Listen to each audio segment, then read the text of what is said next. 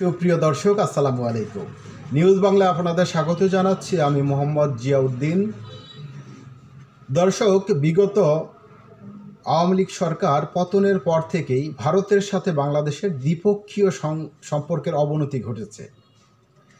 বাংলাদেশের ইস্কন নেতা চিন্ময় কৃষ্ণ দাসকে গ্রেপ্তার এবং সংখ্যালঘু নির্যাতনের প্রতিবাদে ভারতের পশ্চিমবঙ্গের বিজেপি নেতা শুভেন্দু অধিকারী বলেছেন বাংলাদেশে তারা পণ্য রপ্তানি করবে না। দর্শক, আপনাদের মনে আছে অভ্যুত্থান পরবর্তী সময়ে পাকিস্তান থেকে একটি জাহাজ যখন বাংলাদেশে আসে পণ্য নিয়ে, তখন ভারতের মাথা নষ্ট। এরপরে গত কয়েকদিন আগে পাকিস্তান থেকে বাংলাদেশ 25,000 টন চিনি কিনে, তারপর উত্তেজনা তাদের আরও বাড়ে। এরপরে সরকার বিকল্প আরও চিন্তা ভাবনা করছে যে কীভাবে অন্য দেশ থেকে আমাদের চাহিদাগুলো মেটানো যায়। সেই হিসেবে জার্মানি, মিশর, চীন, স্পেন থেকে আলু আমদানির চিন্তা ভাবনা করতেছে সরকার। চীন, পাকিস্তান ও তুরস্ক থেকে পেঁয়াজ আমদানি করবে। দর্শক, 2023-24 অর্থ বছরে বাংলাদেশে আলু উৎপাদন হয়েছে আমাদের প্রয়োজনের চেয়ে বেশি। তাহলে আমাদের আমদানি করতে হয় কেন?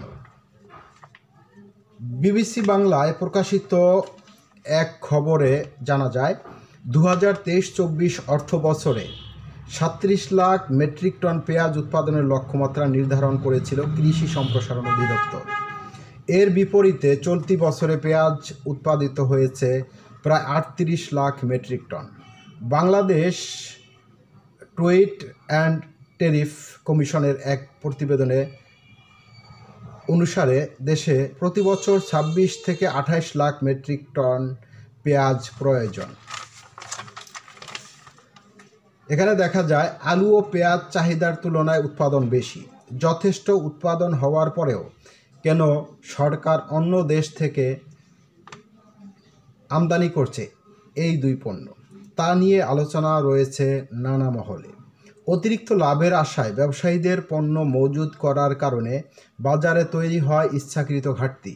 সেটা মেটাতে গিয়ে আমদানিতে বাধ্য হয় সরকার, এমন দাবি সংশ্লিষ্ট বিশেষজ্ঞদের।